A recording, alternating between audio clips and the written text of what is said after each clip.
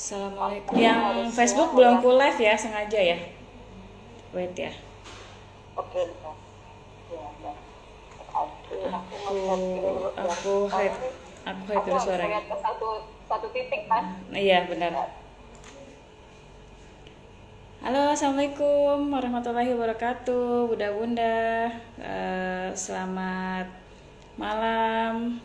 Alhamdulillah kita ketemu lagi malam ini. Di malam ini nih kita acaranya itu edisinya ngobrol santai bareng DC ya, ngobrol santai bareng DC.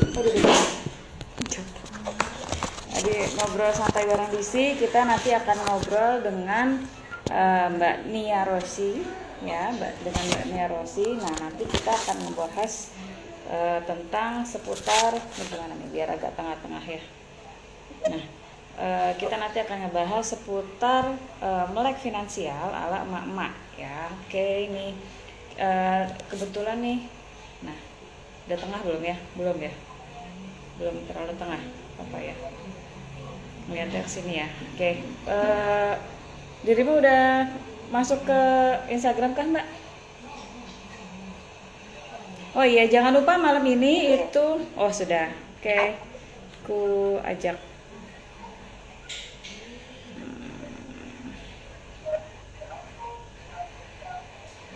invite ya.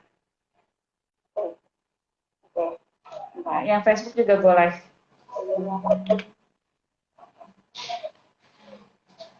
Oke.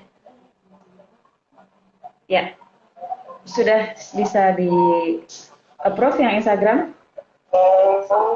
Assalamualaikum teman-teman. Ya, bentar. Yang di Facebook sudah standby ya. Malam ini ya, yang di Instagram selamat datang.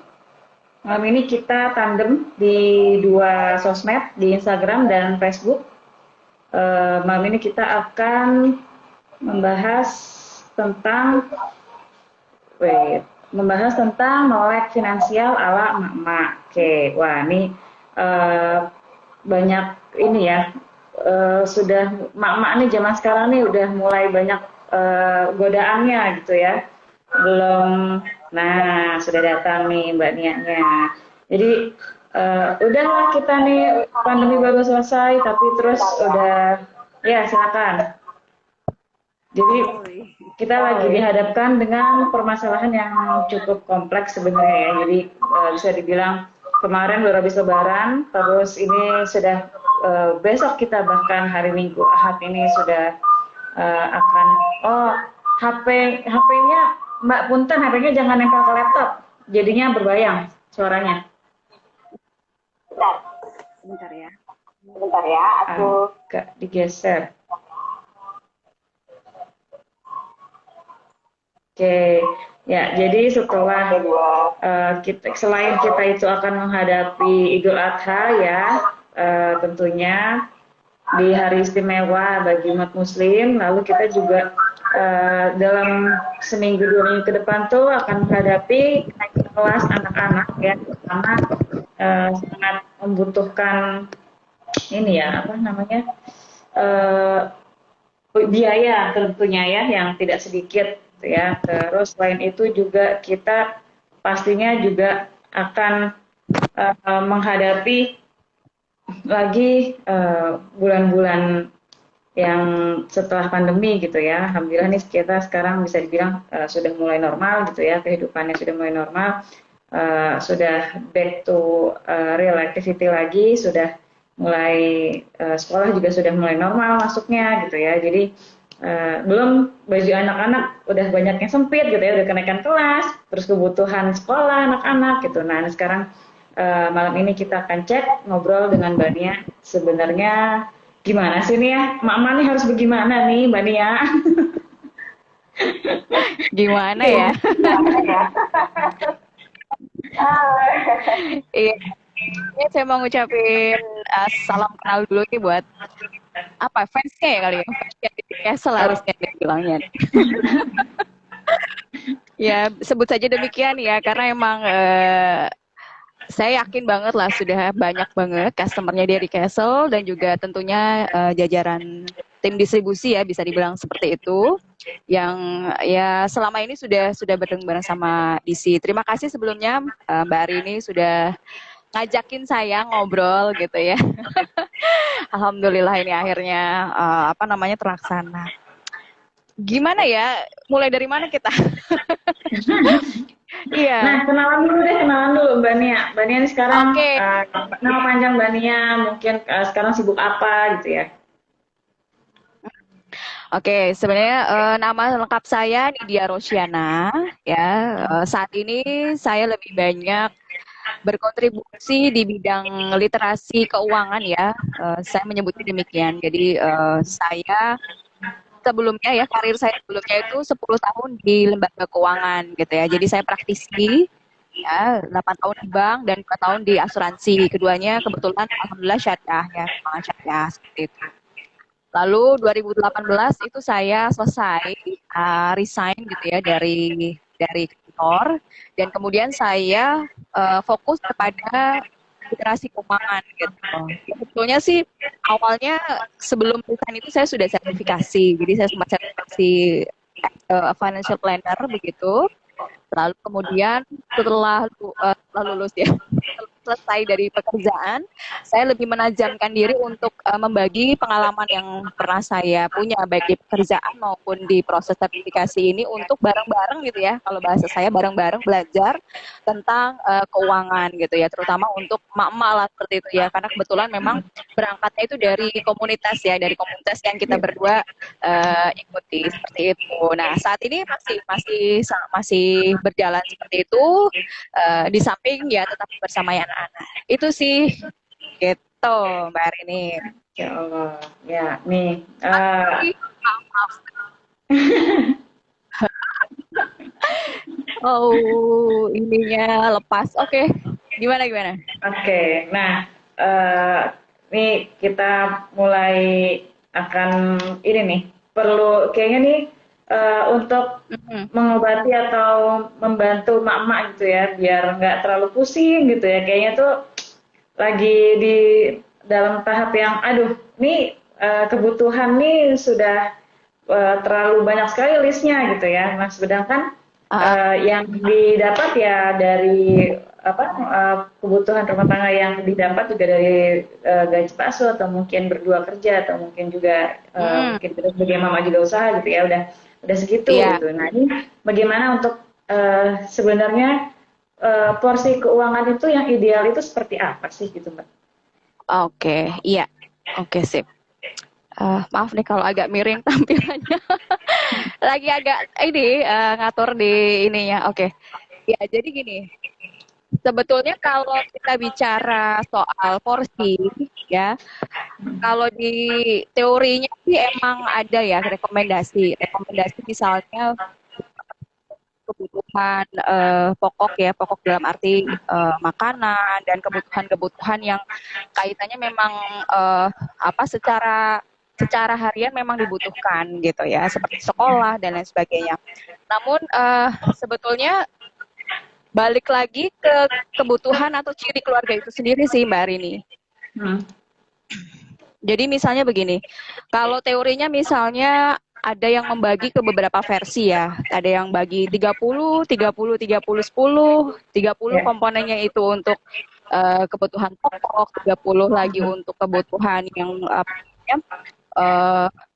yang sekundernya gitu ya. Nanti ada apa lagi? Sebenarnya pembagiannya terserah, tapi kuncinya sebetulnya yang paling ditekankan ketika di dalam pengelolaan keuangan itu memperhatikan adanya rasio hutang atau tidak.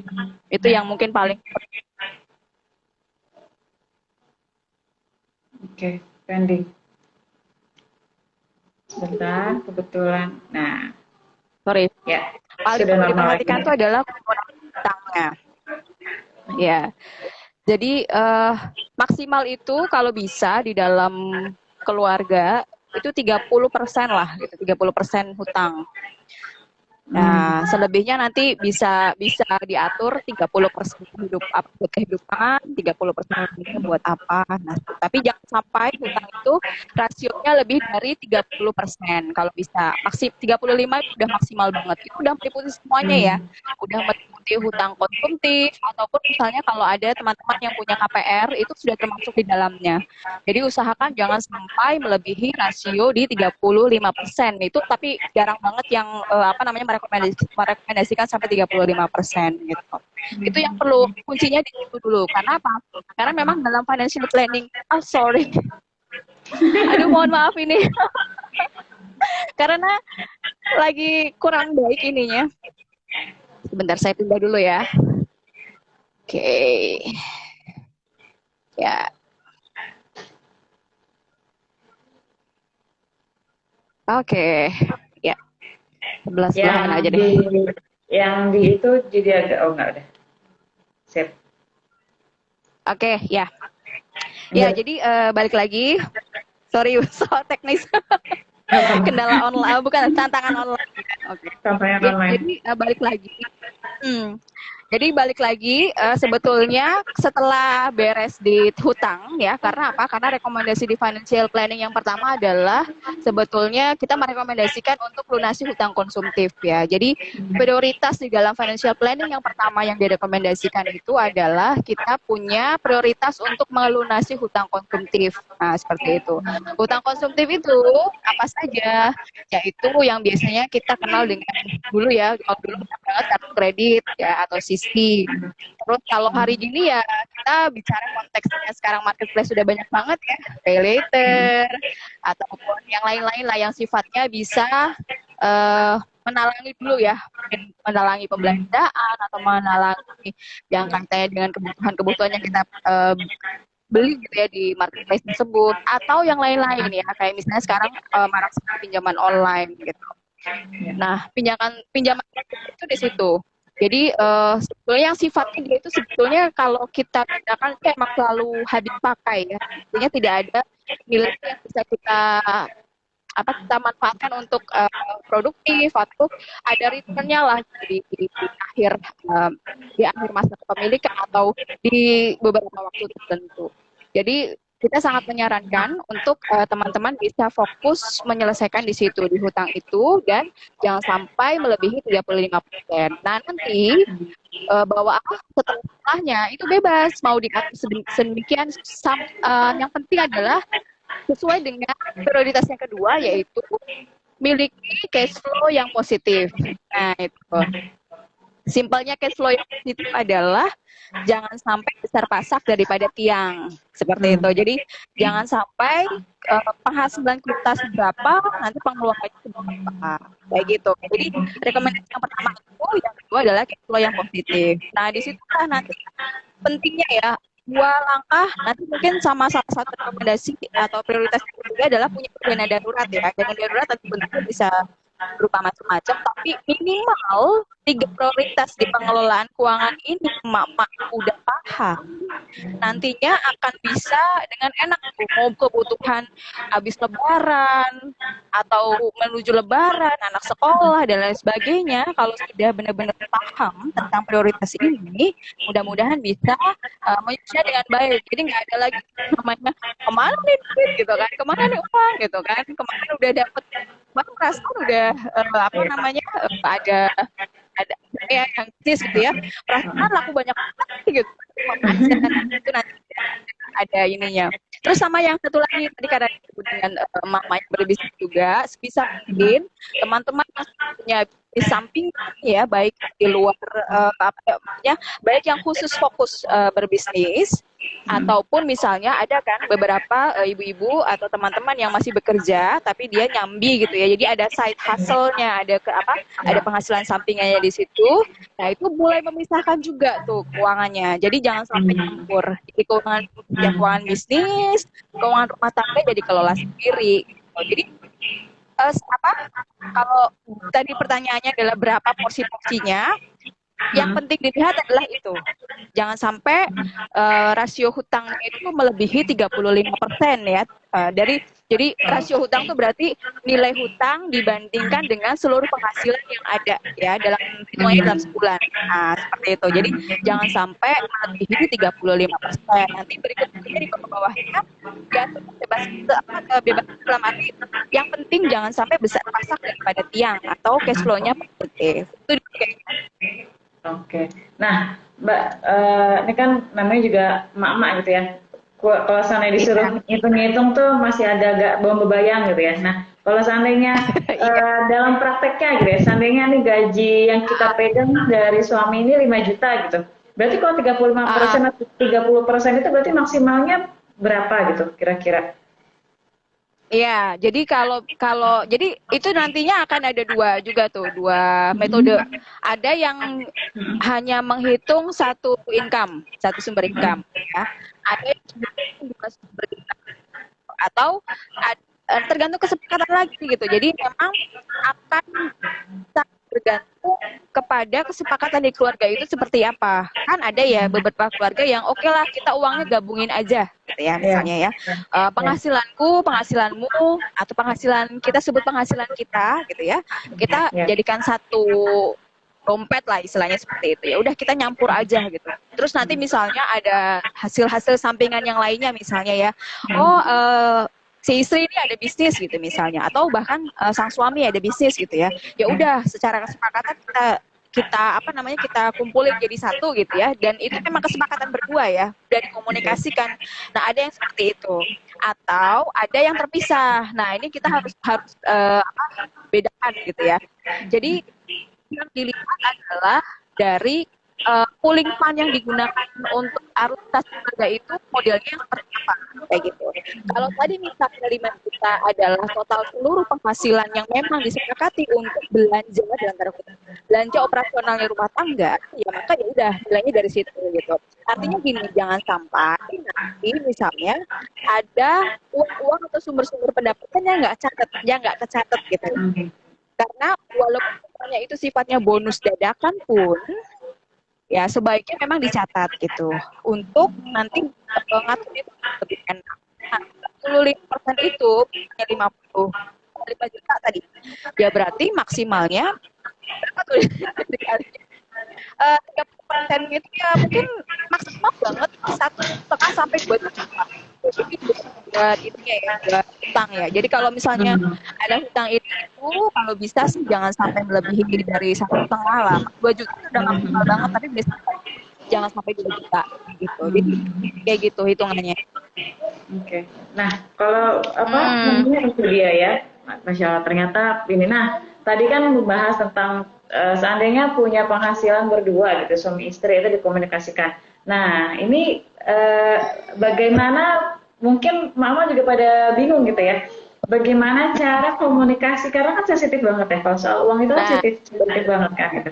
Nah ini nih, mau bilang nggak cukup, ntar dibilangnya kok boros banget gitu ya, mau bilang seandainya bilang ini masih cukup tapi ya emang kitanya juga kesusahan gitu ya. Kadang-kadang mama kan dilema kayak gitu ya. Nah itu tuh adakah gitu cara ngobrol atau komunikasi yang baik dengan suami gitu Mbak, mungkin Mbak? Oke, iya komunikasi ya. Komunikasi itu emang tricky banget sih. Tapi yang jelas memang kita sebagai pasangan itu harus peka sih. Jadi pasangan kita itu lebih cenderung seperti apa modalitas menangkap komunikasi. Modalitas menangkap komunikasi itu artinya dia lebih suka dikomunikasikan dengan cara apa ya. Kalau kita sama-sama belajar terms mapping gitu ya, itu mirip gitu ya. Ada orang yang memangnya atau misalnya bahasanya ya kita menyampaikan, ada yang emang dengan verbal gitu ya, ada yang mungkin ada timing yang ada waktu-waktu kita emang ngasih dia sebuah pelayanan, di situ kita bisa ngomong gitu kan ya, atau ada lagi yang mungkin bahasanya bisa disentuh dengan cara waktu berkualitas aja, kita sediakan waktu buat dia. Jadi sebetulnya antara kita bisa melihat gimana dia bisa menerima atau nyaman kalau bahasa cinta ya, ada bahasa cintanya, sama dia memproses informasi gitu, atau model dia menyerap informasi itu apa yang lebih lebih ngena gitu ya, apakah dari visualnya, apakah dia lebih senang mendengar saja gitu kan. Nah, terus ditambah kalau Dokter Aisyah Dahlan bilang laki-laki itu sebenarnya pakai angka gitu ya, jadi dia lebih ringan ya kapasitas otaknya mencerna informasi itu kalau sudah ada data. Jadi kalau hanya kita bilang, aduh ini buat beli beras habis gitu misalnya, itu dia akan sulit tidak semudah kalau kita sodorkan angka gitu. Harus gini, berasnya tinggal misalnya ya, berasnya paling cuma tinggal sekali masak gitu kan. Ini uangnya yang kita pegang misalnya tinggal 100.000.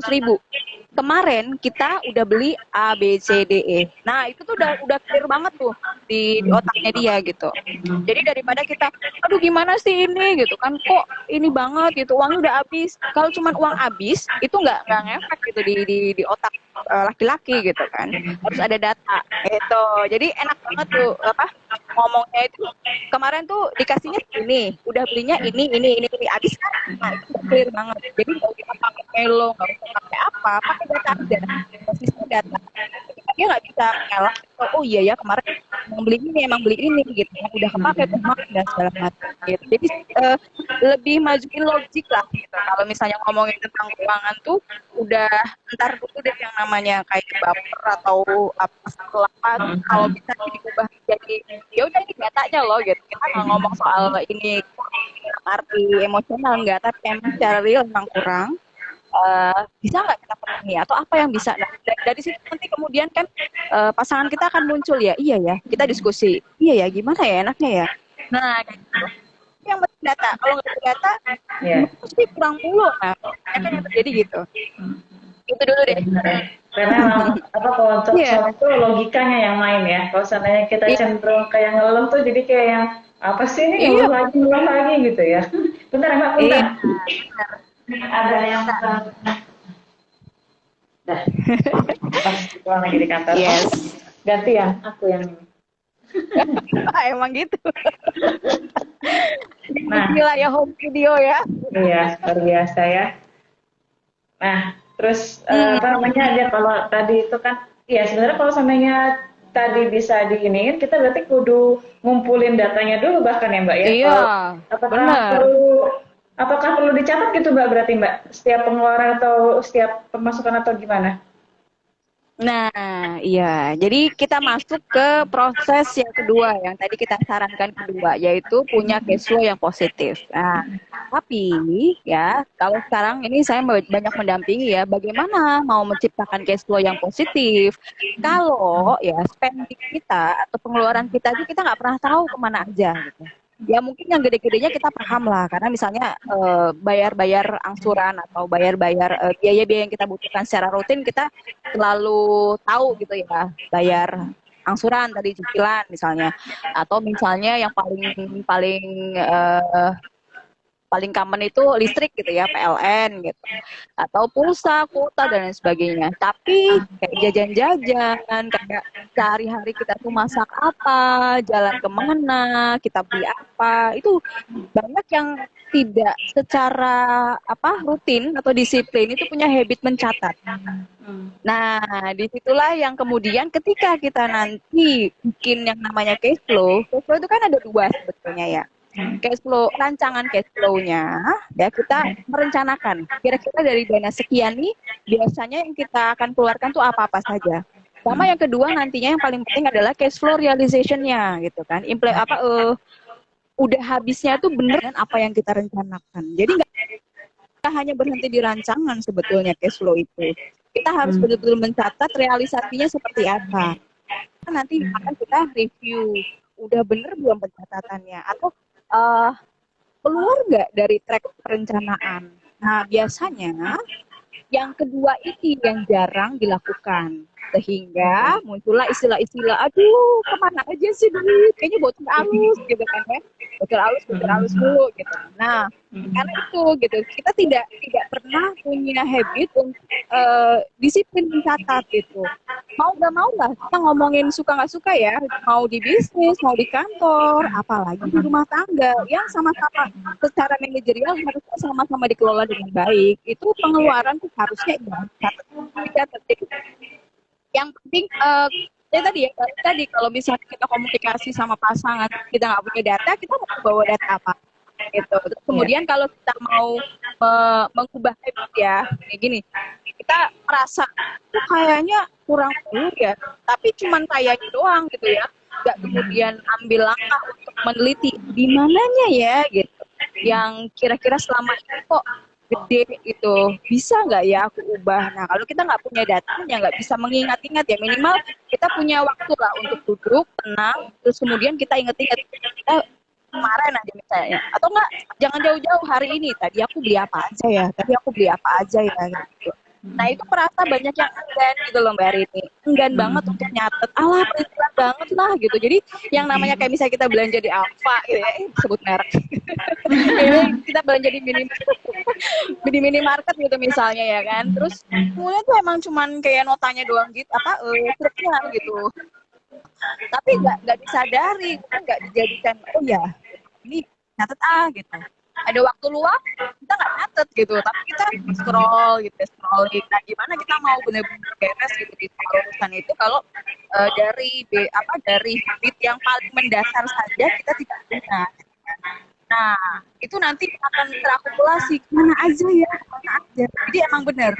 Jadi step pertama, ketika kita pengen cash flow yang positif atau cash flow yang baik, Ya. setidaknya kita punya catatan, punya punya kemana aja sih selama ini gitu. Nanti di situ baru bisa di-review.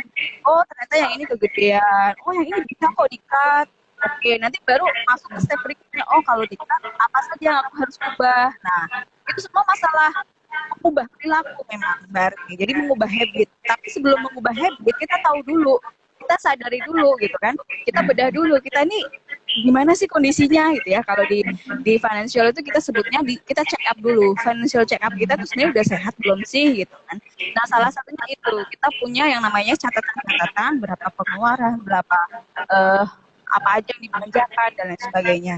Sebelum masuk pada rancangan yang lebih besar ya, Mm-mm. sebelum itu sih kayak gitu Masya sih. Allah. Nih, ada Eka Aprilia. Aku setiap hari dicatat di HP, Iya, Mbak. Saya beli somai goceng juga aku oke, catat. Wah, keren, mantap. Iya, mantap, jadi emang mantap. sekarang tuh Iya, catat itu nggak harus dalam bentuk Excel kayaknya ya, Mbak ya. Udah banyak aplikasi yang bisa kita pakai juga banyak, sebenarnya gratisan di HP ya. betul. Nah, tapi yang penting lagi yang berikutnya adalah jangan berhenti di mencatat ya. Jadi kalau misalnya sudah mencatat, nanti tahu kalau bisa klasifikasikan ya. Saran saya klasifikasikan gitu ya. Apa saja spendingnya itu di area apa saja gitu. Ada satu teknik sebetulnya yang saya juga sekarang lagi seneng banget ya nguliknya. Itu dari Jepang. Nah, ini udah teknik lama lah gitu ya. Mungkin teman-teman juga pernah pernah pernah googling atau pernah denger ya teknik ini. Jadi dia mengajak kita untuk mengkategorikan pengeluaran yang kita belanjakan ya sehari-hari itu ke dalam 4 kategori. Yang pertama adalah survival, yang kedua itu optional atau misalnya kalau kita sebut ya kayak ada wants-nya lah gitu ya, di dalamnya itu ada dia penting tapi kadang-kadang nggak penting-penting amat gitu. Bisa mengakomodir kayak jajan atau misalnya apa yang nggak harus buat survival banget. Nah, komponen ketiga kalau di kakek namanya kakek ibu ya, metodenya kakek ibu. Nah, itu yang ketiga itu kategorinya cultural. Cultural itu kalau di teknik ini meliputi belanja buku, terus kemudian misalnya kita ngajak anak-anak ke taman bermain atau ke taman education park semacam itu. Terus kategori yang keempat adalah yang apa ya, ekstra atau kalau saya menyebutnya lebih suka dengan emergency. Artinya ada beberapa pengeluaran yang kita tidak pernah duga, kayak misalnya sakit gitu ya, sakit terus ternyata tidak tercover oleh BPJS atau asuransi yang kita punya gitu ya, kita harus beli sendiri obatnya, atau misalnya kita pengennya home treatment aja, nggak usah kemana-mana, nggak usah ke provider kesehatan gitu, misalnya kita beli minyak atau apa, nah itu kan termasuk sesuatu yang kita mungkin tidak rencanakan sebelumnya tapi dia keluar.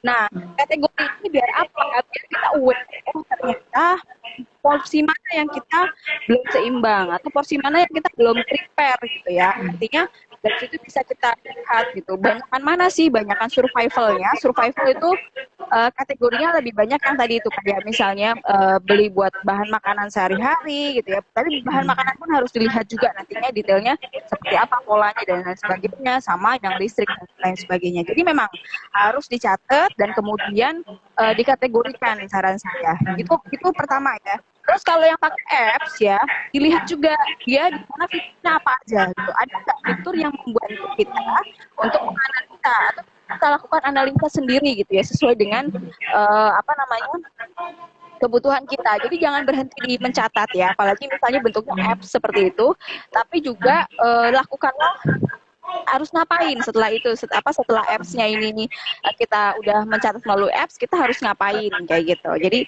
menurut saya yang penting adalah itu. Dan mau mencatat pakai metode, kalau saya kan emang anak pena dan kertas banget ya, jadi emang sampai sekarang saya masih nulis. Iya. Nih, ini dompet sekaligus organizer saya gitu ya. Jadi saya nemuin satu produk yang emang udah jadi, dan ini ini kayak apa ya? Ya amplop kalau pernah dengar manajemen by amplop ya, ini juga membantu banget gitu untuk saya ini. Kalau saya cuman bikin itu per hari, ini jatah per hari, jatah belanja per hari. Jadi kalau uang di sini udah habis, saya harus catat, berarti saya kelompok misalnya kayak apa, nah saya evaluasi. Nah, ini teman-teman, ini catatan saya, kayak ini apa ya? Oh 1 Juli saya beli apa, saya catat semua. Karena apa, Mbak Rini? Otak kita nggak mampu hanya mengingat saja, ya kan? Dan yang kedua, ya, pikiran kita banyak ya. Ya, betul. Ngurusin makan apa, iya. Mau nyetrika kapan, mau nyuci kapan, gitu kan? Nah, jadi ayo kita kayak apa ya, memperingan kerja otak kita gitu. Jadi sarannya adalah mencatat. Jadi ini saya tuangin semua tuh, ibaratnya lah yang penting dan biasanya saya selalu ini yang namanya kayak tadi nih, habis keluar, nanti kalau ada waktu luang sedikit aja saya udah catetin, oh tadi beli ini, oh tadi beli ini. Ya kemarin saya habis ke Jakarta ya, saya hitungin kemarin itu ongkosnya sekian, makan di sana sekian, sampai ini kalau ini nggak kelihatan sih, tapi ini kayak ini kan kalau di sini tulisannya ini ongkos dalam kota, ini saya tulisin kayak dari Jatinegara ke Depok naik kereta berapa.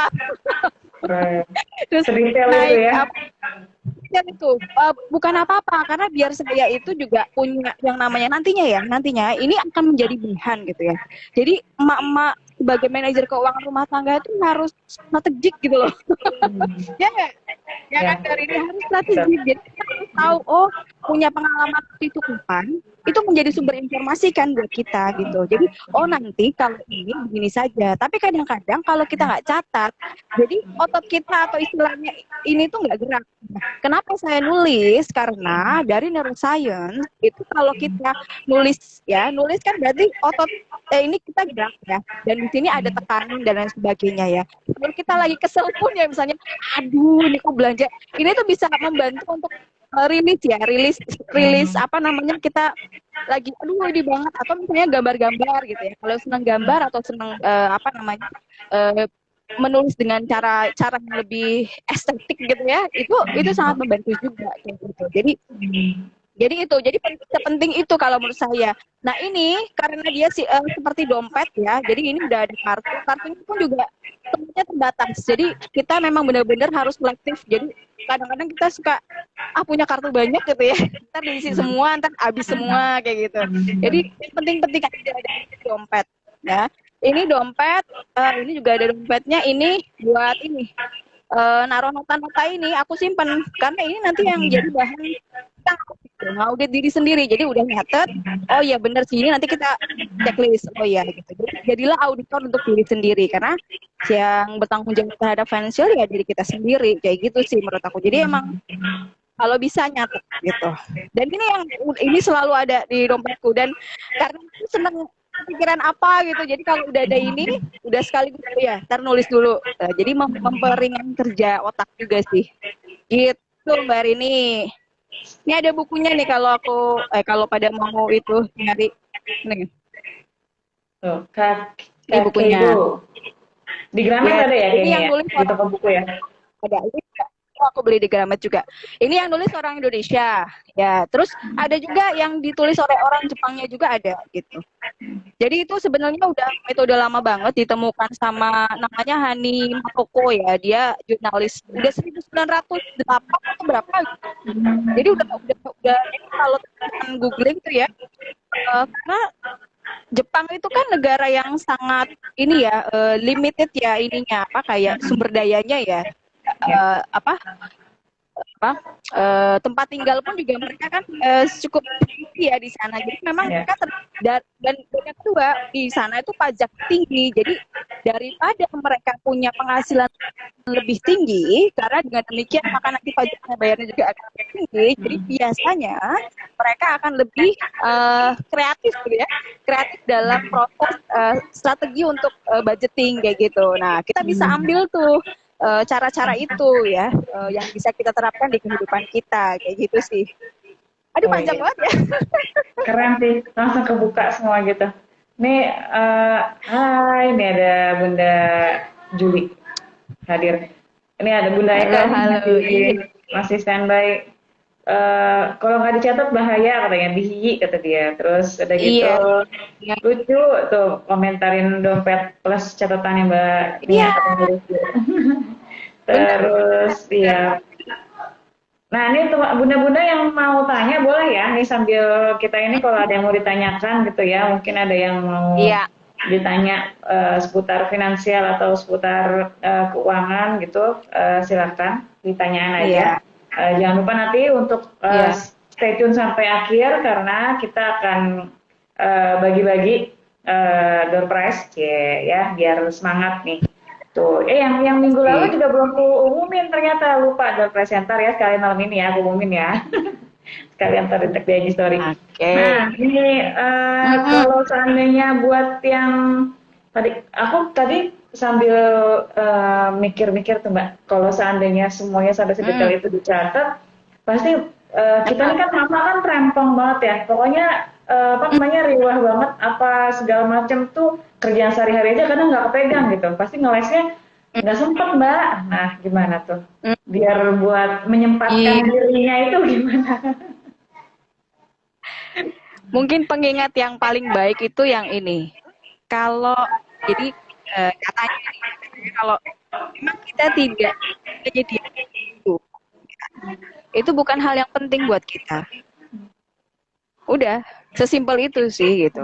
Jadi emang kalau kita selalu kita nggak punya waktu atau tidak membuat waktu untuk itu, ya itu akan menjadi hal yang penting buat kita gitu. Karena kalaupun memang itu penting buat kita, maka kita selalu menyediakan waktu gitu. Bahkan saat-saat injury pun gitu ya. Artinya kayak misalnya kalau waduh harusnya targetnya hari ini misalnya ya, setiap hari itu ada nyatetnya gitu.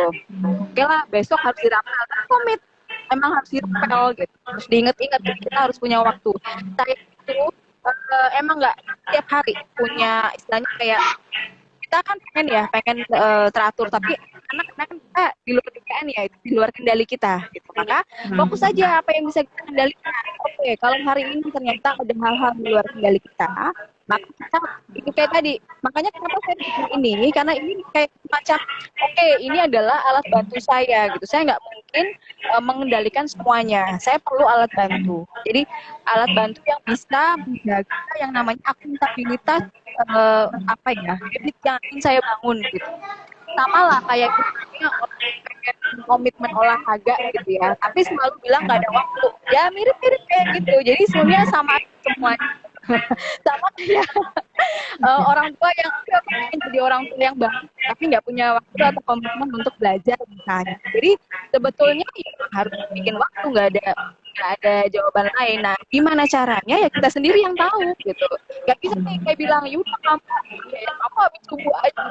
Ya kita nggak tahu kondisi mereka, tapi yang selalu sediakan waktu. Kalau memang baik, sebaiknya sih memang ada waktu rutin ya. Jadi nanti udah keset di otak kita untuk itu. Kalau saya itu pakai metode, jadi kalau ada waktu sempat, risk gitu. Itu nggak sampai setengah jam kok.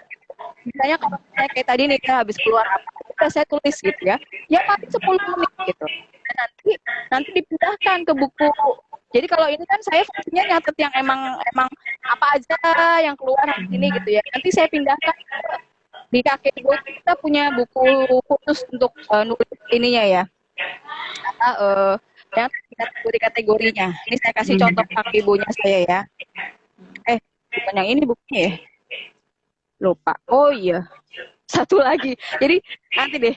Jadi ada tuh satu catatan khusus itu nanti dipindahkan. Jadi kita tahu nih hari ini keempat kategori itu kita gedean mana aja yang keluar gitu. Jadi seminggu gitu. Seminggu ada kolomnya. Nanti saya pindahin. Nanti di akhir minggu saya tahu sesuai nggak gitu dengan yang saya targetkan. Artinya kalau misalnya saya targetkan 1 minggu itu harusnya hanya keluar 1 juta misalnya ya. Kalau lebih dari 100 juta, berarti kan menjadi bahan analisa. Apa yang gede ya gitu. Misalnya kayak waktu itu saya sakit kan gitu. Oh iya, saya ke dokter kulit gitu. Yang emang saya nggak betul nggak kepengen pakai BPJS lah seperti misalnya ya. Jadi saya akan punya, nah ini fungsinya adalah untuk menentukan keputusan keuangan berikutnya atau keputusan keuangan saat itu. Kita menyadari, oh iya, ada kejadian yang di luar kendali kita, barangkali di kemudian hari kita harus persiapkan. Barangkali yang harus kita mitigasi. Nah, itu yang kemudian prioritas ketiga yang kita sarankan supaya kita punya dana darurat. Nah, kayak gitu. Jadi, bentar Mbak, bentar. Ini ada yang komen suaranya bergema dari tadi jadi kurang jelas. Mungkin Mbak Nia yang di laptop bisa bisa di offin volumenya yang di laptop. Yang di laptop aku pakai ini semua sih, pakai speaker. Atau berarti yang di HP aja yang di minimize. Yang di HP aja yang di minimize. Sebentar, mungkin karena deket ya, Iya. Saya minimize deh. Oke, menggema ya. Sebentar.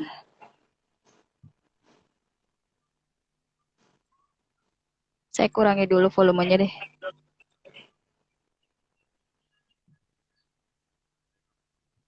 Halo Bunda Henisa. Oke. Bunda Henisa nih paling rajin nih. Kemarin juga udah minggu kemarin pas kita live tentang emak setrong juga sudah standby nih, malam ini standby lagi. Wih, keren. Ku catat namanya. Mantap. Dapat dolar nyari habis. Coba cek. Sudah? Apakah sudah jelas, Bunda-bunda? Bisa sambil di komen ya, apakah sudah jelas? Oke. Ya, sambil lanjut, ya, Mbak. Semoga sudah. Oke. Sampai mana tadi? Oh iya, jadi itu. Jadi rangkaian pencatatan itu sebetulnya bukan tanpa maksud ya, bunda-bunda sekalian. Jadi memang selain dia menjadi baseline itu artinya kita itu sekarang ada di mana gitu kan. Kan kalau misalnya kita mau check up kendaraan aja misalnya gitu ya.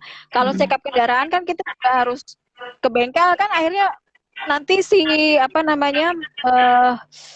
orang bengkelnya kan akan bilang gitu ya, teknisinya akan bilang, oh kondisinya gini, ini ganti aja ya, nanti ini saran, ini misalnya kampas rem udah tipis, ntar ganti gimana, atau nanti dia akan merekomendasikan. Nah sama seperti itu gitu, mencatat itu untuk kita punya yang namanya dasar atau tempat berpijak gitu loh, kita tuh mau berangkatnya itu saat ini, kondisi ini tuh gimana kondisi kita. sebelum kita nanti menentukan tujuan gitu ya, tujuan-tujuan keuangan atau tujuan-tujuan yang kaitannya sama keluarga kita. Oh nanti si kakak misalnya sekolah di sini aja, nanti si adik begini begitu dan segala macam. Tapi jauh sebelum ke situ, kita kan harus tahu dulu kita ini punya apa, kita ini sekarang gimana cash flow-nya. Kalau mau itu ada nggak pengorbanan atau misalnya cut off yang harus kita lakukan misalnya. Atau apa keputusannya misalnya oh ya udah kalau gitu nanti jangan ke situ karena kita lagi belum mampu misalnya. Nah, sampai ke situ. Jadi nantinya balik lagi ke yang tadi yang kayak saya tulis itu, jadi ada hikmah yang saya lihat dari dari buku catatan kaki ibu saya itu, oh oke. Berarti nextnya saya harus cicil uang yang saya simpan supaya nanti ada kayak bumper kalau terjadi yang hal-hal yang sebenarnya tidak saya anggarkan sebelumnya gitu. Jadi karena kejadian itu saya sebulan nyisihin sekilas buat apa? Buat jaga-jaga kesehatan, mana tahu saya sakit lagi atau saya perlu beli sesuatu gitu yang di luar anggaran saya gitu. Lebih besarnya lagi sebetulnya ada juga rekomendasinya gitu. Rekomendasi maksudnya untuk keluarga dengan 1 anak, 2 anak gitu ya. Itu berapa yang sebaiknya dimiliki gitu ya. Nah itu ada lagi karena ya kita takut nanti kecelakaan atau nanti ada sakit besar atau keperluan lain atau misalnya nih kayak kemarin ini kan banyak yang kemudian PHK misalnya itu kan kejadian di luar kita perkirakan tapi itu terjadi happen gitu dan kita nggak bisa kayak hanya sedih gitu kan telepon gitu kan itu kalau bisa sih udah begitu kalau sudah punya itu setidaknya habis tapi habisnya itu tidak yang kita menyulitkan keluarga lain atau misalnya kita masih punya waktu kita mikirin oke, setelah kita ngapain kita punya sumber daya apa gitu. Kan uang untuk kebutuhan ini kan terus berjalan. Nah sebenarnya dana darurat itu arahnya ke situ gitu. Tapi kalau ternyata belum tahu logika berpikirnya kenapa harus ada ini ada itu, jadinya nggak akan ngapain gitu. Jadi kan nggak hadir untuk menyadari gitu. Jadi melek itu sebetulnya itu supaya kita sadar oh ya arusnya tuh kayak gini ya. Oh iya di dalam keuangan keluarga kita tuh ada ini ya yang kerap terjadi ini gitu. Kayak gitu. Jadi nanti ketika ngambil keputusan berikutnya bisa lebih mudah. Setidaknya kalau misalnya butuh strategi produk keuangan tahu gitu. Jadi nggak kejadian selama ini teman-teman misalnya ya ada beberapa teman-teman yang udah beli asuransi tapi sebetulnya nggak paham gitu loh asuransi itu gimana caranya aku perlu apa enggak sih sebetulnya gitu. Jadi pendekatannya bukan berapa nggak aku butuh atau aku butuhnya berapa gitu. Jadi lebih ke arah situ. Jadi makanya sebelum kita beli produk keuangan, fondasi yang tadi itu 1, 2, dan 3-nya itu kita sebenarnya harus tahu dulu. Gitu sih. Oke. Wih, Masya Allah. Nih makin lama makin berat nih materinya nih. Kata Bunda ini alhamdulillah katanya. Oh, selalu pantengin diri Kestel loh. Terima kasih Bunda. Terus dia komen lagi harus dipikirkan ya Kak sesuai kemampuan. Katanya. Dan antisipasi berarti ya harus antisipasi juga. Betul ya Mbak Nia ya segitu ya. Terus Mbak, ini kan saat ini kan ya di era serba online. Terus tiba-tiba nih banyak marketplace dan aplikasi yang menyuguhkan fasilitas pay letter. Nah, tuh bahkan untuk anak-anak yang masih single gitu ya, kayaknya tuh udah jadi kayak rata-rata tuh udah bikin konten di TikTok tuh daripada yang habis gajian tapi habis buat bayar pay letter gitu ya. Nah, tuh nih gimana nih buat emak-emak nih buat gimana sebenarnya gimana sih untuk pay letter itu tuh kita emang nggak apa-apa kah ataukah kayak gimana lah gitu Mbak Nia karena emang istilahnya wah lumayan juga ya gitu buat bisa dapat pinjaman 5 juta atau bahkan jujur nih di akun Shopee-nya dari Kestel aja itu bahkan bisa sampai dapat 50 jutaan loh karena kan emang aktif kan ya soalnya ya gitu. Nah Iya. itu luar biasa sekali gitu ya. Mereka tuh untuk menggoda kita tuh, merasa digoda kan.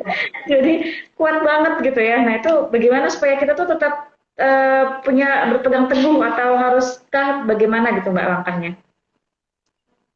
Oke, iya.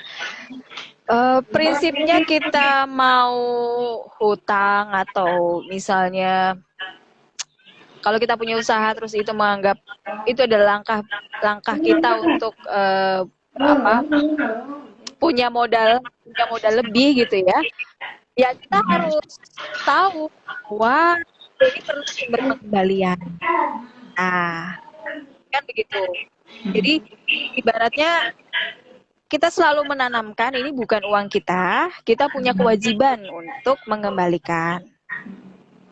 Kalau misalnya ternyata itu tadi makanya di pertama kita ngobrolin ini kan kalau bisa ya punya rasio utangnya itu jangan sampai lebih dari 30% gitu.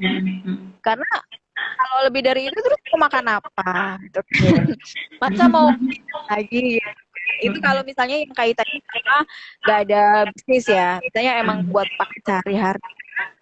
Emang euforia ketika gajian itu rasanya kita kayak punya uang banyak gitu. Makanya kalau kita nggak punya namanya rancangan cash flow, itu kita masih kayak kerasa uang banyak gitu. Padahal enggak.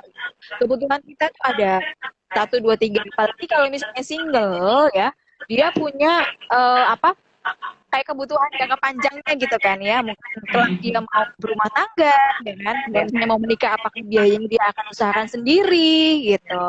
Jadi memang perlunya yang namanya kita benar-benar mungkin merenung atau ngobrol sama orang-orang yang lebih paham gitu ya, itu penting banget gitu. Nah kalau misalnya boleh nggak boleh ya itu tadi balik lagi, yang penting kita paham bahwa itu bukan uang kita dan kita perlu mengembalikannya. Berarti sebisa mungkin kita punya upaya gitu, punya upaya untuk oke, aku harus membayar gitu kan, dan membayar berapa gitu. Dan ketika aku bayar itu aku masih punya uang nggak buat menjaga kehidupan itu. Kalau bisnis balik lagi ke cash bisnisnya gimana gitu, kebijakan gitu memperbolehkan atau emang keputusan dari manajemen memungkinkan nggak untuk mengambil itu sebagai source of capital gitu kan ya. Kan ada beberapa model bisnis yang sebetulnya nggak pakai itu pun juga perlu. Udahlah, aku bootstrapping aja dulu, menghentikan ikat pinggang dulu, emang kayak gitu cara aku gitu. Atau ada yang kebijakannya boleh tapi nilainya sekian, kita harus punya, nanti ada aplikasinya kan, karena harus ada yang dibayar gitu kan ya. Nanti kita harus apa promo produk apa segala macam, yang penting cash in-nya ada buat bayar kewajiban.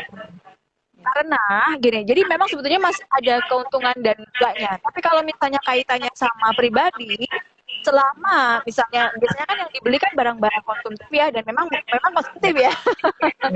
Selama misalnya iya, jadi kita harus ingat bahwa barang itu nilainya turun yang pertama, tapi cicilan kita nggak turun-turun.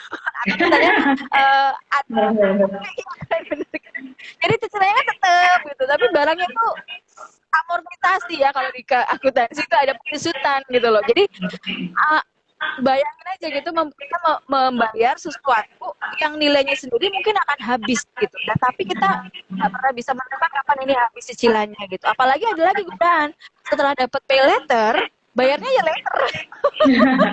bener-bener letter gitu. Nggak tahu itu psikologi yang terjadi gitu. Jadi kayak seolah-olah punya duit gitu, padahal itu bukan punya kita gitu. Jadi balik lagi gitu, karena psikologi yang bermain banyak banget gitu. Tapi kalau bisa sih benar-benar kita menyarankan kalau kaitannya dengan barang konsumtif, di hold aja gitu sampai kita benar-benar punya uang mungkin setengah, minimal setengahnya lah gitu. Mungkin setengahnya nanti apa nyicil atau misalnya apa, yang penting kita nggak impul banget gitu.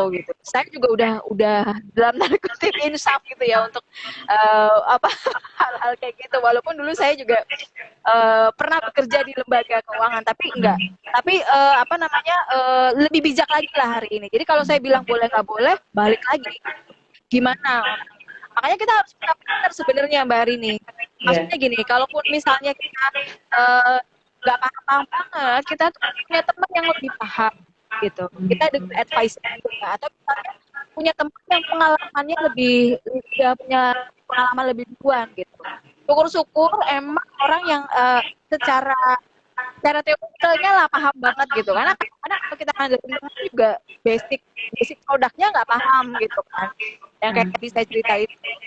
Nah kalau bisnis ya itu balik lagi apa namanya, kalau misalnya itu merupakan capital yang sifatnya produktivitas, mungkin masih agak di ini ya, masih agak di oke lah, bisa karena bisa diputar gitu kan. Tapi kan tetap ada ya, ada nilai gitu.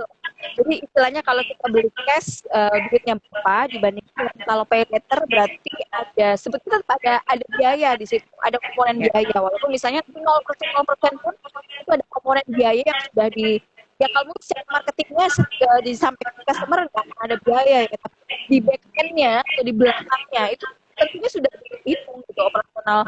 Kan nggak mungkin yang ngasih itu kan produk juga kan, itu pasti sudah ada hitungannya. Jadi lebih ke value-nya, nanti mana yang lebih menguntungkan bagi bisnis kita, kayak gitu sih. Oke. Wah, ini udah ada beberapa pertanyaan yang masuk. Wait. Mana ya tadi ya? Kalau nggak ada perencanaan keuangan, bisa membeli lihat rekening katanya. Oh tuh ya. Ini saldonya minimal loh ya. Penting nggak Kak dana darurat dalam rumah tangga katanya? Penting banget. Nah Kalau itu saya sih karena nilainya minimal berapa? Bahkan ada yang bilang sampai 6 kali gaji bulanan gitu ya. Nah terus maksudnya kan kita mikir ya 6 kali gaji bulanan, waduh sehari-hari aja udah ngepas gitu ya. Terus ini buat 6 kali lagi gitu. Nah maksudnya gimana ya biar emak-emak ini maksudnya segangannya kita nih ya udah deh nggak usah terlalu muluk-muluk dulu deh gitu. Atau enggak seandainya berapa sih persentasenya minimal untuk kita siapkan dana darurat per bulan lah gitu istilahnya, biar aman dulu deh gitu. Iya, itu kan rekomendasi yang emang udah best practice ya. Karena apa? Saya ngalamin sendiri Mbak Rini ya. Jadi waktu saya resign itu kan ada beberapa hal yang sebenarnya masih berjalan ya, dan ada beberapa kalkulasi yang ternyata di luar ekspektasi saya nih, gagal nih gitu, artinya tidak sesuai dengan yang saya bayangkan. Nah akhirnya kan yang saya pakai kan uang dana darurat itu, dan memang itu jadi posisinya adalah sebetulnya buat itu biar kita nggak kemudian ada sumber tantangan baru, kayak tadi kalau misalnya kita nggak punya tabungan, barangkali kita pinjam orang gitu kan, utang lagi gitu kan, barangkali kita 1, 2 dan sebagainya, kita nggak akan pernah tahu kapan itu terjadi. Tapi yang paling banyak dikeluhkan adalah itu, karena kita telat mengetahuinya gitu kan ya. Kalau umpama dulu mungkin kita tahu, kita akan post dulu lah dana yang mungkin kita dapat gede, post di situ. Kayak dulu saya kantoran, orang kantor kan selalu ada bonus tahunan, ya kan? Atau misalnya THR. Nah, ada lagi kalau dulu tempat saya nggak hanya THR hari raya Idul Fitri, tapi ya Idul Kurban kayak gini juga dulu tempat saya juga dikasih. Terus ada lagi misalnya bonus-bonus kayak orang-orang yang kerja di marketingan, itu kan ada bonus per 3 bulan biasanya. Kalau misalnya kita nggak tahu yang namanya di kehidupannya akan datang, barangkali ada peluang seperti itu, ya dia tidak akan punya kesadaran untuk menyisihkan. Dia akan beli mobil, beli naik ya gaya hidupnya.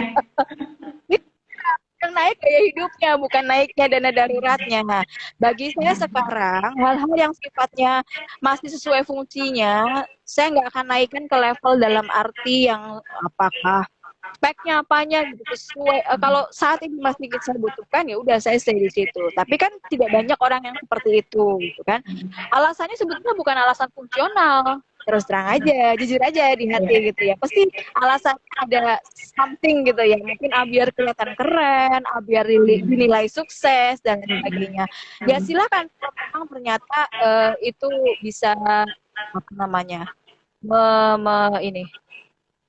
Ini ada overheating notification apa? di handphone saya.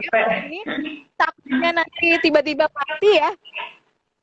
Overheat, kepanasan ini kan.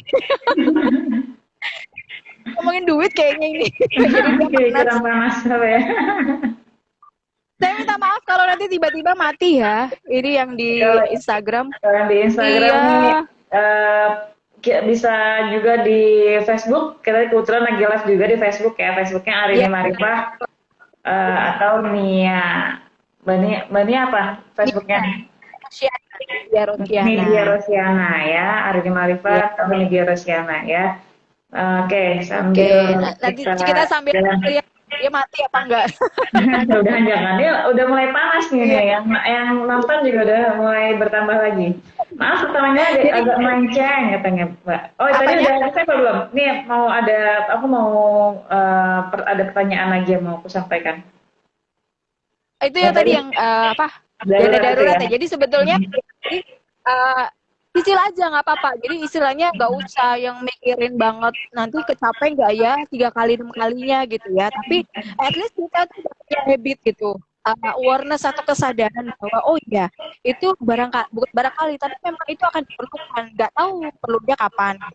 Dan dana darurat itu memang dana yang benar-benar kalau bisa jangan diinvestasikan kemana-mana gitu, benar-benar uang adem, jangan diotak-atik gitu ya, dan itu harus bisa dicairkan dengan segera, liquid lah ibaratnya gitu ya. Jadi tabungan yang ada atau misalnya kalau mau ya logam mulia itu boleh lah gitu, dibentuknya seperti itu. Tapi yang jelas kalau ada apa-apa dia dengan sangat mudah dicairkan. Jadi bukan bentuknya tanah atau rumah, bukan gitu. Jadi benar-benar yang sifatnya liquid lah seperti itu. Kalau saya sih prinsipnya kayak saya nih sekarang tuh dana darurat saya tuh kosong gitu, kosong. Jadi posisinya tuh saya nggak punya dana darurat karena udah kepake kemarin itu. Ya udah nggak apa-apa. Tapi kan saya tahu bahwa ada apa ya istilahnya kayak peluang-peluang kejadian seperti yang lalu gitu. Cuma kalau saya kan sudah ngitung, udah tahu jumlah net worth. Nah, apalagi nih net worth. Net worth itu kekayaan bersih lah ibaratnya. Ibaratnya kayak utang sama aset kita tuh gedean mana. Kalau bisa sih gedean aset gitu. Jadi kalau misalnya ada apa-apa, ya likuidasi masih aman lah ibaratnya. Jadi saya yang penting sekarang walaupun sedikit tetap mencicil yang namanya dana darurat gitu ya, minimal untuk tambahan-tambahan bulan berikutnya lah gitu, supaya misalnya ada kejadian-kejadian apa yang tidak saya anggarkan operasional bulan ini itu tetap ada backup lah kayak gitu. Jadi dana darurat tetap aja sadari pelan-pelan aja nggak apa-apa. Nanti kalau misalnya ada dana gede, syukur-syukur bisa disisihkan sebagian ke dana darurat. Trust me, itu akan sangat bikin hati tenang ya dibandingkan misalnya kita beli sesuatu yang sifatnya dia menyusut lah gitu. Kalau bisa tahan-tahan nanti tahan dulu kayak gitu. Kalau ya setengah-setengah lah gitu. Kalau setengah buat Netflix, setengah buat dana darurat misalnya, boleh-boleh aja. Jangan sampai kosong lah ibaratnya. Itu Mbak Rini. Ya, siap, Allah. Ya, jadi intinya pokoknya sebisa mungkin kita bisa mulai kerjakan ya, lakukan dari itu dulu gitu ya Mbak ya. Nah ini ada pertanyaan, maaf agak melenceng katanya Bunda Heni. Bagaimana cara memberitahu orang tua di saat mereka minta uang tapi kita lagi nggak bisa ngasih? Karena terkadang ada tipe orang tua yang nggak percaya dengan keadaan anaknya. Nah ini nih agak-agak ini juga ya soal ke orang tua gitu ya. Gimana nih Mbak Nia? Iya. Pertama, dampaknya paling-paling kita diomongin. Kan gitu. Iya. Nah, tapi sekarang kita coba pertimbang. Maslahatnya lebih besar mana? Entah kita nanti orang tua kita suffer atau menderita secara operasional, atau tadi paling kita diomongin, disebel-sebelin misalnya. Nah, kalau saya, ini terserah ini renungan ya, tapi kalau saya maslahat menyelamatkan operasional saya gitu. Kalau yang sana kan efeknya paling seperti itu, dan itu sifatnya asumsi ya, asumsi orang yang kita tidak bisa kendalikan. Itu balik lagi gitu. Jadi fungsinya adalah kalau kita nggak menyadari ya sesuatu gitu ya, kitanya nantinya akan dikendalikan gitu, bukan kita yang mengendalikan. Jadi sadari itu aja, mana yang lebih penting gitu. Paling itu, apalagi orang tua mana sih yang bisa lama-lama kayak sebel-sebel juga ya, pasti nantinya akan oh ya. Kalau pengalaman saya sih gitu. Saya pernah nggak ya? Pernah banget gitu. Tapi kan itu hanya waktu sementara gitu ya. Oke. Dan kita ya, saya yakin lah gitu ya. Semua anak apa sih ini? Tidak setiap waktu kita seperti itu ya. Ya. Ada waktu-waktu yang kita luang, pasti kita ada lah apa gitu. Mereka kecewa kan karena ekspektasinya itu tidak nyampe gitu dengan keadaan kita gitu. Tapi yang penting adalah kita fokus ke diri kita, bukan soal pelit ya, tapi kita benar-benar strategik gitu ya. Jadi benar-benar cermat gitu. Teman-teman juga boleh. Kalau saya sih artinya gini, yang namanya berbakti sama orang tua kan tidak selalunya dalam hal uang gitu kan ya. Banyak gitu. belum. Ini kayaknya sinyal. Ini. Iya. Nggak tahu kayaknya dia nggak jadi. Iya, jangan. Baik hati kok. Iya. Yo baik hati. Tadi dia udah kayak gitu, udah ngambek gitu. Ya, jadi kalau menurut saya gini, berbakti ke orang tua jalannya banyak, insya Allah gitu ya. Artinya dengan kita ya pilih bahasa yang baik gitu, pilih bahasa yang benar-benar menunjukkan itu. Saya yakin mereka nggak percaya karena mereka punya positivity ke kita gitu loh. Ada, alhamdulillah gitu. Oh ya, kita dirasa masih oke nih gitu. Kenapa itu alhamdulillah positivity? Yang penting kita menyampaikannya dengan nada yang baik, dan kalau mereka menjawab apapun, saran saya tidak usah dijawab berulang-ulang. Gitu. Diterima saja. Oh iya gitu. Itu aja. Jadi itu akan melegakan kita. Kalau menurut saya sih gitu. Karena kalau kita memberi pengertian itu menurut pengalaman ya, bukan hanya saya sih, beberapa teman-teman juga nantinya akan sulit. Jadi nggak usah karena kita pengen memberi pengertian gitu, cuma kita mau kasih tahu aja.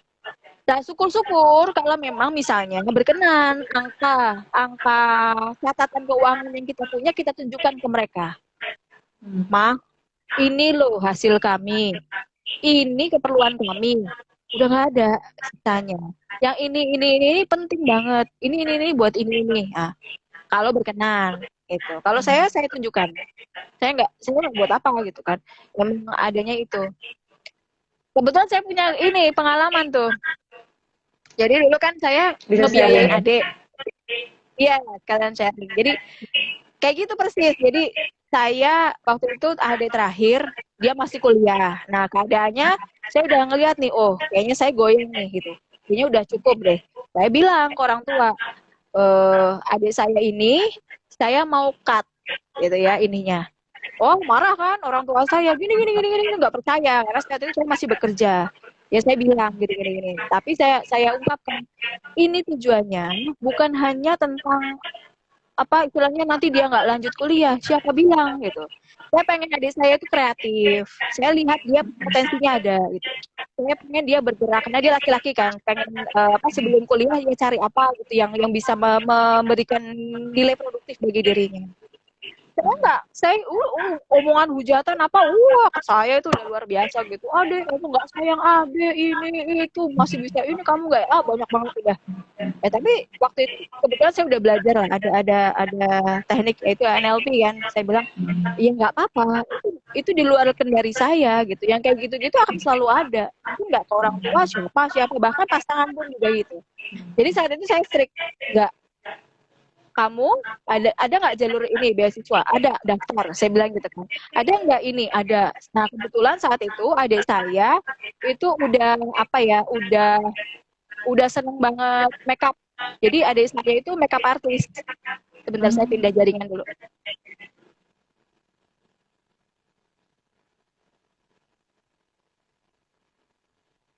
Oke, wah makin lama makin memanas ya Bun ya.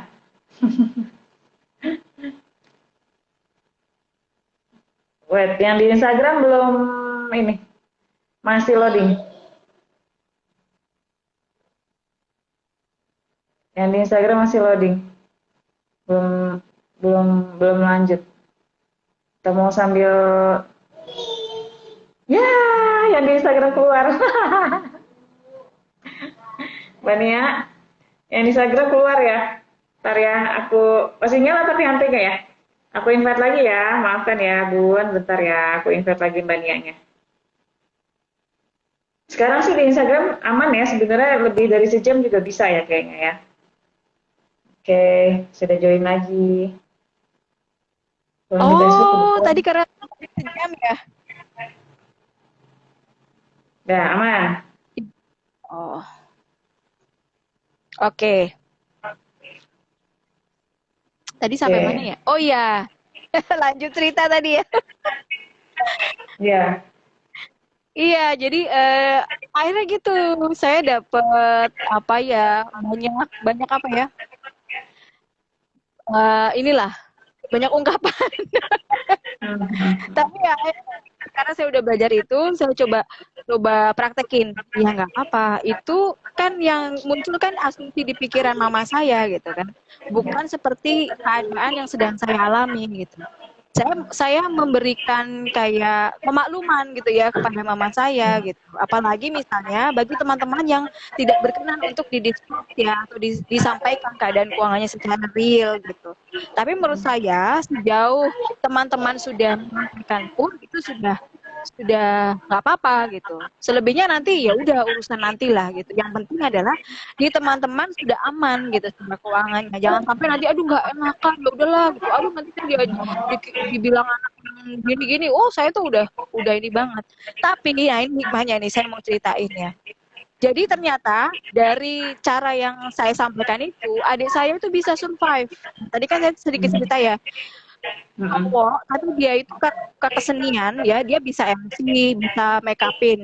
Nah, saat dia masih kuliah itu dia ambil job-job yang kayak gitu gitu. Terus kemudian make upin gitu. Jadi dia otodidak sih gitu. Cuman kan artinya oh ya, dia akhirnya bisa bergerak gitu. Itu melecut gitu ya, melecut dia gitu. Nah, baru kemudian setelah saat itu adik saya sudah lumayan lah gitu ya dari sisi penghasilannya buat operasional itu masih kuliah ya saat itu. Terus akhirnya bisa membelikan waktu itu handphone. Mama saya dibeliin handphone sama adik. Nah, baru di situ tuh mama saya ya walaupun tidak Paham secara gitu ya. langsung secara verbal bilang Nia bener ya gitu enggak gitu. Cuma dan saya juga nggak butuh itu gitu. Cuma artinya oh iya gitu kan. Eh bisa ya gitu di encourage dengan cara seperti ini bisa ya gitu udah selesai tuh itu tuh jaraknya ada kali mungkin setahun setengah apa 2 tahun saya setiap hari karena kebetulan waktu itu mama saya kan tinggal bersama saya ya saya setiap hari kayak gitu Tanya kamu tuh gini kamu tuh harusnya gini gini gini gini gitu kan ini adikmu tinggal satu yang kamu kuliahin nanti kamu gini gini oh udah setiap hari tuh ya udah nggak apa-apa oke gitu tapi apakah harus masuk ke sini enggak saya nggak masukin sini ya udah itu fakta yang mereka mau sampaikan sesuai dengan ekspektasi mereka gitu. Tapi kita punya misi, punya strategi. Saya itu mau ngemandiriin adik saya misalnya gitu. Nah, ini mungkin bisa direnungi nanti di teman-teman seperti apa gitu. Kalau menurut saya gitu. Jadi cukup aja menyampaikan bahwa kami ada keperluan gitu. Selebihnya nanti di keluarga pembicaraannya apa ya paling-paling sejauh itu, sejauh kata-kata itu, kata-kata yang menusuk. Tapi ya udah, selebihnya insya Allah aman-aman aja kok. Yang penting kitanya aman keuangannya. Gitu. Jangan sampai kita ngasih orang tua, tapi kita malah nanti berdarah-darah juga di dalam. Kalau menurut saya sih jangan seperti itu. Ya, wah, Gitu, dia nih ya. Inanda. Perlu keteguhan hati berarti ya, Mbak Nia ya. Sama nggak boleh baper berarti ya. Nggak boleh baper, iya. Nah, Diatur ini lah lanjut. baper-bapernya, iya. Nah, tuh Bunda Heni, semoga menjawab ya Bunda Heni. Ayo, Bun, semangat kita. Pasti yang namanya tidak semua orang itu sependapat dengan kita dan bukan tugas kita juga untuk menyenangkan hati semua orang ya Mbak Nia ya. Iya, Tetap balik lagi ke betul. kitanya sendiri gitu ya. Ke kita, Oke. ya. Nah, nih ada Bunda Juwita. Kalau kita harus ambil cicilan atau kredit, ada nggak sih hitungannya maksimal berapa persen dari penghasilan? Tadi udah jelasin ya sama Mbak Nia ya, maksimal 30 atau batas maksimal banget 35% perkiraan seperti itu. Iya, betul, betul, Nah, ini betul, yang betul. terakhir dari Bunda Juli nih, Rafael Miski. Ada tips untuk yang berpenghasilan harian gimana, Bun? Katanya. Oke, iya. Iya, jadi kalau penghasilan harian yang penting adalah fokus di cash flow, Bun. Ya, jadi sebisa mungkin uh, tergantung nih hariannya pasti apa tidak gitu ya. Sebentar ya. Kita emak-emak pasti suka ada Bentar. iklan. Ya, Gak apa-apa. nggak apa-apa. Ini anakku. Nah, jadi kalau apa namanya? Kalau bisa kalau misalnya penghasilannya setiap harinya itu rutin, maka enak banget ngaturnya. Jadi Bunda udah harus punya yang namanya penyusunan komponennya gitu. Misalnya buat belanja harian berapa, buat nabung berapa gitu ya. Kalau bisa harus ada selalu komponen nabungnya. Karena kita kalau misalnya nggak itu diawalkan akan sulit seperti itu. Oh sayang. Iya. Udah mulai. Oke, bentar lagi ya, Iya. Dek, ya. Ini makin Lagi deh itu. apa? Biasa ya, mak-mak nih makin ini. Makin malam justru malah bisa online. Nah, ini ada yang kedatangan dari Sorong Papua. Wah, Masya Allah. Selamat menyimak ya, Bun. Oh, ya itu ya, bagaimana dengan kami yang tiap bulan gajinya tidak menentu, kurang lebih sama tadi ya, Mbak Iya. Nia ya, sudah dijelaskan ya. Betul. Jadi mau harian, mingguan, bulanan pun kalau misalnya nominalnya udah clear misalnya berapa, itu kan enak banget ya ngaturnya gitu. Oke, atau dibalik, kalau misalnya ternyata hariannya nggak tentu, kita justru yang set up. Misalnya ya, rata-rata nih, kita misalnya punya pengalaman penghasilannya itu kita rata-rata misalnya ya, sehari 100.000 misalnya, walaupun misalnya nanti naik turun ya. Nah berarti kita yang harus menetapkan batas.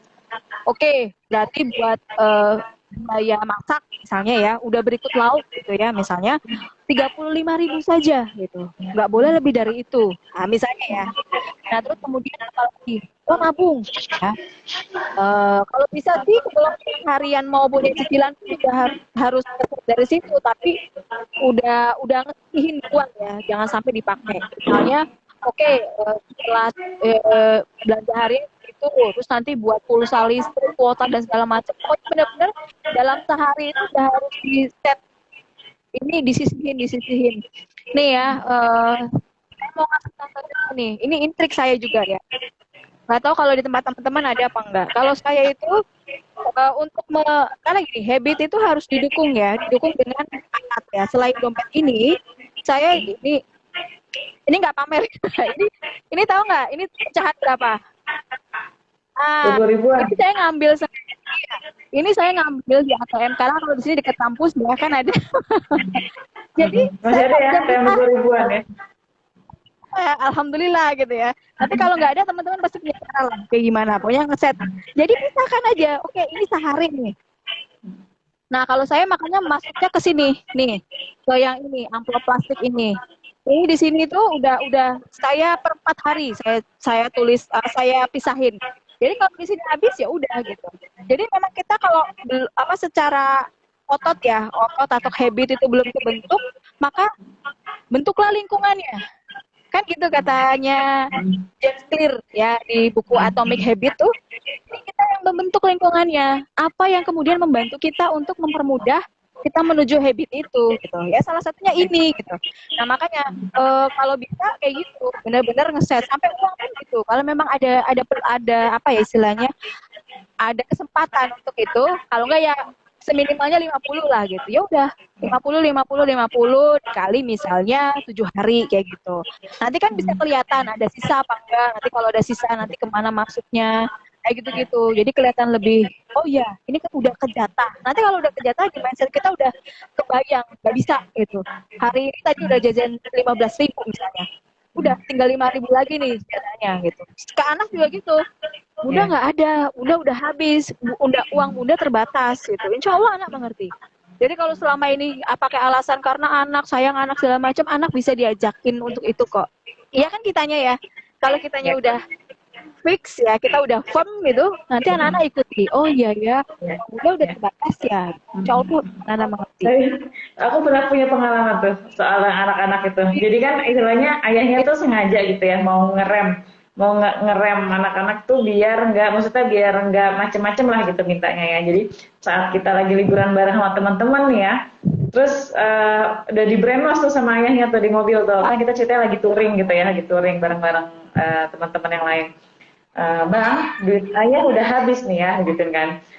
Jadi ntar abang nggak boleh minta macem-macem gitu ya. Pokoknya udah anteng aja gitu ya. Jadi pas lagi di saat langsung disuruh pesan makanan, dia tuh yang diem aja gitu. Abang mau pesan apa? Tadi katanya ayah udah habis duitnya. Nah, itu Dia bener. malah ngomongin itu di depan Bener. yang banyak orang gitu kan ya. Waduh, ini brainwashnya salah ini ya, kurang lengkap ini ngomongnya. Legeran. Bener, iya bener. Bener loh, anak itu paling empati loh sama orang tuanya ternyata. Jadi saya tuh nggak pernah, ya saya tuh jadi kalau memang di dompet tuh masih ada, saya langsung tunjukin tinggal 2.000 deh gitu. Nggak tahu ya, saya memang belum pernah punya pengalaman bilang uang saya udah habis, tapi saya selalu pakai bahasa itu, uang bunda lagi terbatas deh gitu. Jadi anak saya yang 4 tahun tadi itu juga uang bunda terbatas ya, padahal dia secara konsep paling juga belum ngerti gitu kan, cuma dia tahu bahwa kalau terbatas saya harus menahan keinginan nih. Jadi kalau misalnya ikut saya ke minimarket gitu ya, dan emang saat itu misalnya uang saya cuma tinggal berapa, bunda tahu, adek tahu kan, gitu, uang bunda sekian, kayak gitu. Dan bener loh, anak-anak tuh empatinya tinggi justru gitu loh. Jadi saya yakin banget, makanya kejadian yang di anaknya baru ini saya iya, saya juga ngalamin gitu dan yakin bener bisa gitu. Jadi makanya kalau kita bilang kita ini nggak bisa karena anak jajan apa segala, mungkin kita kurang berlatih gitu. Atau kita mungkin kurang kokoh gitu ya untuk menyampaikan gitu. Karena saya termasuk dalam pemikiran saya, misi saya, kan saya tetap kasih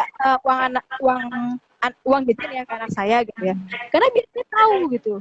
Nanti ketika dia jajan, saya tanya jajan apa pilihnya ini. Nah itu kita untuk melatih bagaimana cara dia memilih, memproses informasi. Nanti dia cerita apa yang itu Adi udah pernah beli.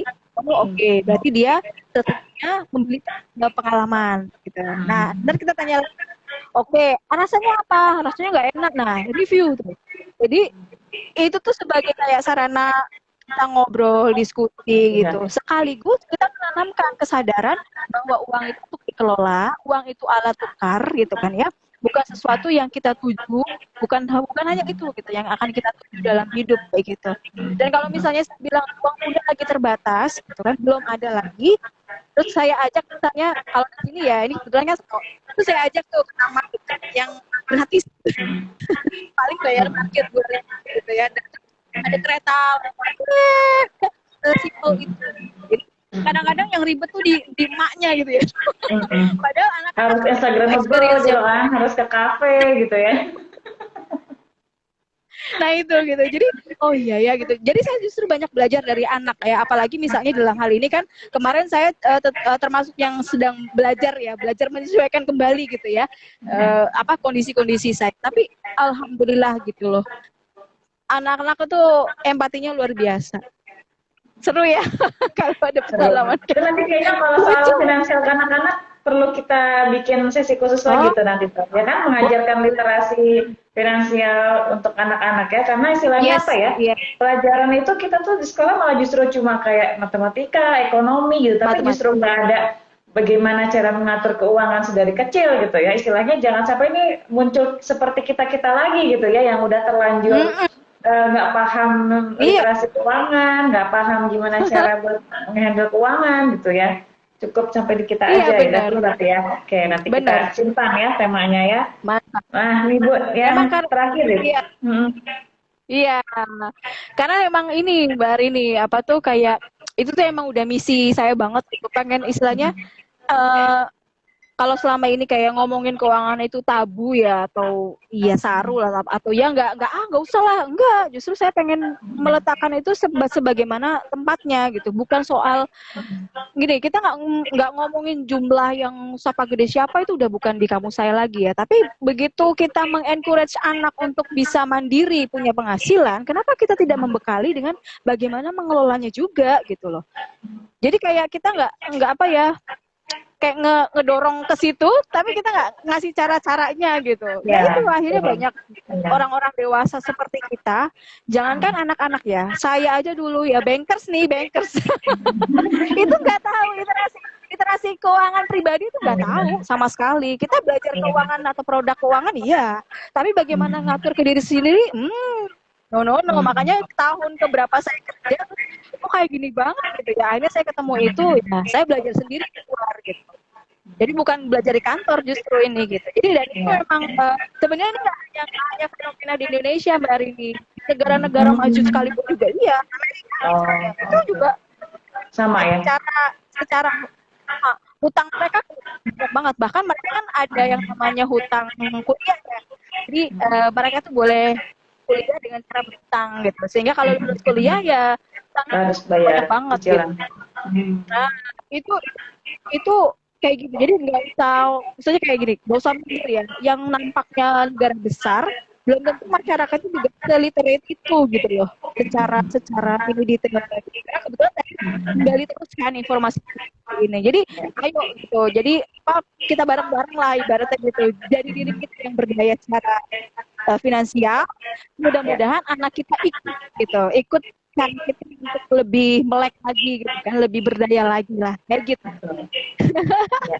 Wah, mantap. Nah, paket komplit ya live kita malam ini ya tentang finansial dari A to Z gitu. Nah, ini terakhir yang Bunda Henisa bilang perlu nggak sih Bun mencatat pengeluaran harian? Nah, tadi udah diinfo ya dari awal mungkin tadi Udah, pas awal iya, tuh masih banyak yang belum gabung.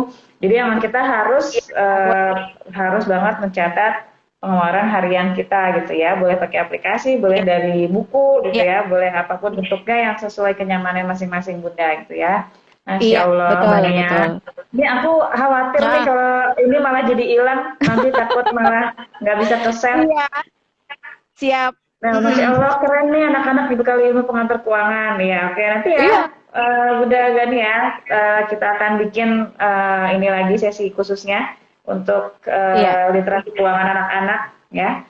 Mungkin nanti akan kita bikin sesi ini aja, yang ininya pas via live lagi, nantilah ya kita bahas ya. Nah ini Masya Allah ini iya. temanya ngena banget apa yang dialamin dan dijelaskan kakak rada mirip dengan yang kualami katanya. Masya Allah. Ya emang ya gitu lah ya Iya, seputar rumah tangga dan iya, seputar cerita, keuangan ya otomatis ya kayaknya banyak ya yang ngalamin hal yang sama ya. Bang. Iya, ya cerita kita sehari-hari kan ya, Mak. Iya, itu dia. Tapi eh, cerita sehari-hari yang kita alamin banyak yang diamin banyak orang tapi dianggapnya tabu gitu ya. Makanya nih Iya, sengaja lah ini kita jadi diangkat. iya, iya gitu. Jadi ya minimal kalau kita lagi ngobrol sama anak tuh, kalau saya tuh bayangnya ya mimpinya gitu ya, ya udah gitu. Jadi biasa aja gitu ngomongin. Jadi gimana gitu, misalnya positif nggak cash flow-nya ya gitu kan ya. Jadi itu sesuatu hal yang asik-asik aja gitu loh. Sama kayak misalnya kalau kita ngelatih anak kemarin uang sakunya habis berapa aja. Itu kan kita mengevaluasi anak gitu ya. Nah, kadang-kadang Ya. banyak orang tua yang tidak semangat untuk itu. Mungkin udah pusing sendiri gitu ya dengan keuangannya. Tapi nggak apa-apa, itu sebetulnya malah justru sebagai pembelajaran gitu ya. Jadi kan anak Ya. tahu ya itu. Tadi kan ayahku lagi kesulitan nih gitu. Oh, ayahku lagi ini. Nah, nanti karena itu anak, saya yakin ternyata bener. Anak itu justru yang empatinya paling tinggi itu anak gitu loh. Saya nggak tahu juga, jadi kayak gitu soalnya ngalamin pengalamannya Mbak Arini juga. Jadi ya mudah-mudahan itu, jadi ngomongin hal itu tuh udah kayak literasi literasi yang sehari-hari lah gitu, yang emang Ya. harus kita miliki gitu. Masya Gitu. Allah, baiklah, Masya Allah. Ada Yes. mungkin yang mau di highlight Mbak Nia, apa kira-kira pesannya buat Mama nih? Kalau boleh sih, ya kalau boleh bener-bener pesen banget, ya nyatet itulah gitu. Terserah deh bentuknya mau apa, gimana ya, kalaupun memungkinkan untuk memperdalam tekniknya secara lebih baik ya, ikutilah gitu. Entah baca buku, mungkin kalau ada pelatihan ya ikut pelatihannya gitu ya. Kalau ada misalnya pembimbing ya, untuk kadang-kadang suka perlu mentor gitu ya. Kayak Mbak Arini nih, ini kan mentor nih. Jadi emang perlu ya, Mbak. Ini teman-teman Mbak Arini juga alhamdulillah di sana kayaknya deh, apa tanya yang coba. Nah, jadi hai. Ya, jadi kalau boleh gitu, jadi menyatatlah, ya, menyatatlah dan kemudian juga apa menyatat, cari ilmunya dengan betul-betul komprehensif, sama punya teman belajar atau teman perjalanan. Jadi saran saya mentor, mentor yang benar-benar ngerti, dia pernah mengalaminya, jadi nanti nggak keblangsek gitu ya. Artinya kalau kemarin tuh saya pingin tuh banyak banget ya teman-teman yang bilang gini, saya tuh udah ikut macam-macam kelas Mbak Nia gitu, cuman nggak ngerti mau mulai dari mana gitu kan, benar-benar nggak kebayang gitu. Baru aku udah apa ini begini, kata ini begini, karena ya itu gitu.